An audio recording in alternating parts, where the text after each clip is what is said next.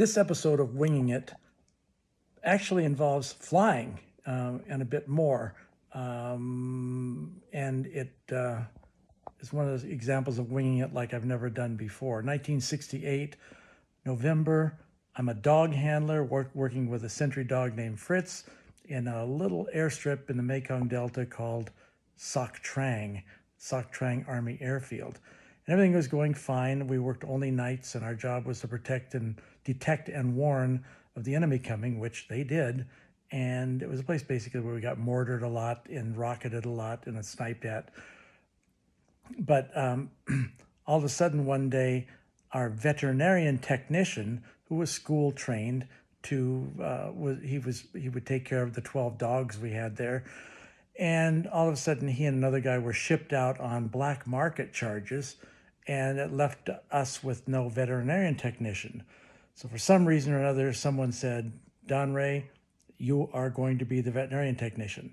So I'm in Vietnam, 19 years old, and no knowledge whatsoever of veterinary medicine, but I'm the vet tech with 12 dogs to take care of, and I had an office that was supplied with lots of chemicals and drugs and bottled IV stuff and many other things, but I didn't know how to use them whatsoever. So immediately I started going to the tiny little, they called it a library, but it was one shelf of books at this little USO library, they called it. And the only thing it had that was helpful was an old Encyclopedia Britannica. So I would go there in the daytime and look through the different editions of the Encyclopedia Britannica.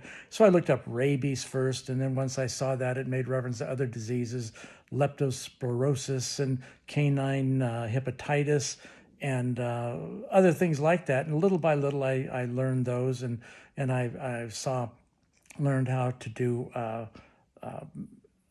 CPR, you might say, on a dog, at least the breathing part of it, in principle only. And there I was. And so I was starting to learn on my own, but I needed much, much more help.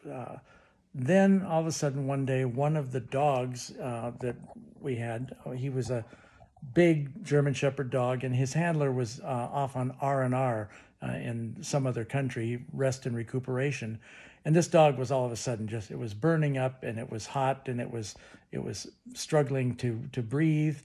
So I called a veterinarian 100 miles away or so, and he was able to tell me that I needed to immediately get the dog cooled down. So we took a tank and filled it with ice water and dipped the dog in that. And the veterinarian then said, now you need to get this dog to the veterinary hospital in Saigon. Well, this is nighttime, and we're long, long way from Saigon. But I had a buddy who was a dust-off medic. That the helicopters that medevaced humans, soldiers, to bring to the local hospital, the small little hospital at Soc Trang, or to other hospitals if needed. And I asked him if there's any way possible that he could help me get this dog to Saigon. And he said, well, I can pull some strings and get you halfway there, or part of the way there, to a place called Dong Tam, where the 9th Infantry was headquartered. So fine. So we strapped the dog down on a stretcher, and I used cloth gauze to tie his mouth, his muzzle closed, so he wouldn't bite me, because all these dogs knew how to do was bite someone who wasn't their own handler. And then I used gauze and wrapped it around his front paws and back legs to keep him from moving. And they put us on this medevac helicopter, and we flew in the dark to Dong Tam, and they dropped me off there on the airfield. So I went into the nearest office for that airfield, and there was a night duty, we call him a CQ runner, somebody who was just watching the office at night. And I said, hey, I need to get a helicopter to go to Saigon, to Tan Son Nhut Air Base, because I've got a sick dog. And they said, no way, no way. And so I persisted. I wasn't going to let go. And I said, no, I have to do this. And I finally got him to wake up the duty officer. The duty officer came out and said, no way whatsoever. And I wasn't going to take no for an answer. And I said, all right, You have to know this, that the dogs have priority over human beings, over soldiers when it comes to medical care, and so you must take us to Saigon. And he said, "No, I'll get the major." So he wakes up the unit commander. This major is not happy about being awakened and came in and tried to tell me no again. And I insisted, "No, you've got to do this. This dog is more valuable and saves more lives than most soldiers, and I must go." So he gives in, wakes up a pilot and a co-pilot, and they help me load the dog on the stretcher onto a gunship, a UH-1 Huey gunship. And that's a helicopter that is used with door gunners, with machine guns, but there's no actual doors on it. So they put the stretcher on the floor there, and I sat on the floor with them, and the helicopter took off, and the pilot and co-pilot were not too happy about this. It was dark, maybe 3 a.m. at this time. And as they would bank, the dog and I would start sliding toward the open door. And so I would hold on to the bottom, the post that's holding the pilot in. I was right behind the pilot, and I'd hold on to that post with one hand and onto that stretcher with another as we did this maddening trip to Tonsanut. And occasionally I would see tracer rounds coming up from the ground. I don't know that they were firing at us, but I got to tell you, it was scary. So eventually they finally land at Tonsanut Air Base, but they don't land at the veterinary hospital on Tonsanut Air Base. They land at the hospital for soldiers, for GIs. And backs up, you can remember from MASH, when helicopters would arrive, there'd be maybe a 3/4 ton ambulance type thing that would back up to the vehicle. And they did that. They backed up to the vehicle and opened the doors, and there were 2 Vietnamese workers in there. They were hired, and they saw the dog, and they said, no way we're doing this. Well, by this time, the dog was starting to have trouble breathing. It would actually stop breathing, and I was really, really frustrated, and I somehow insisted that they put the dog in the ambulance. I got in with it, and then they drove over to the area where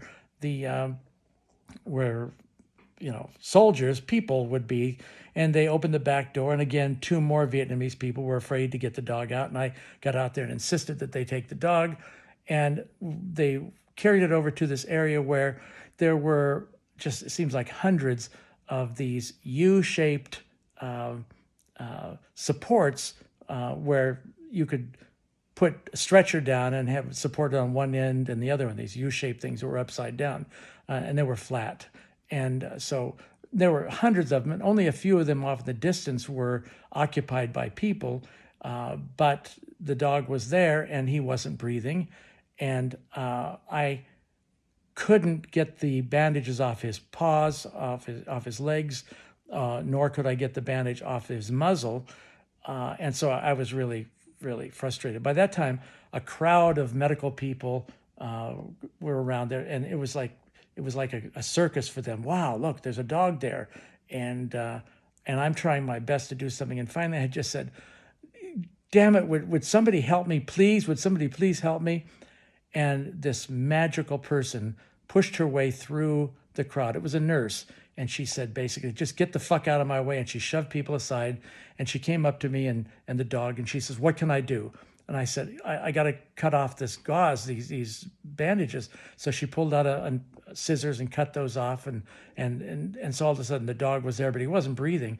And she said, what now? And I said, all right, I'm going to you lift up the leg, the front leg, and I'll push down on the lungs, on the side.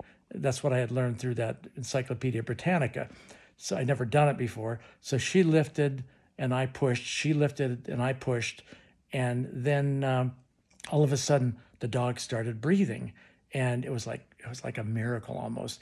Right at that time, some shouting from near the runway. The veterinarian technicians from the veterinary hospital across the runway had arrived in a Jeep, and they pushed their way through, and they said, quick, let's get this on the Jeep. So we grabbed the stretcher and put it on the Jeep, and we all rode over to the veterinarian hospital there. And it was, the dog was saved. We rescued the dog. They did it. And that was a success.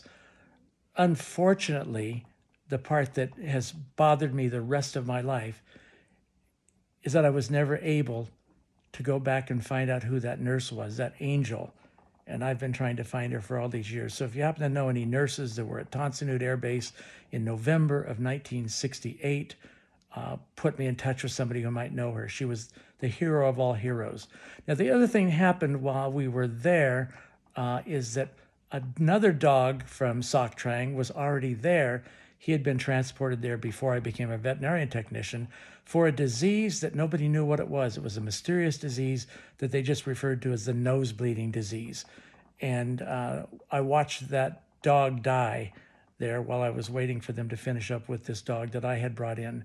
And that stuck to me so much that I would later take on that task of trying to figure out how to prevent that. And that's going to be in one of the next little sessions that I have with Winging It with Don Ray. I hope that if you enjoyed this, you'll share it with people. I hope you will like it, and I hope you will leave comments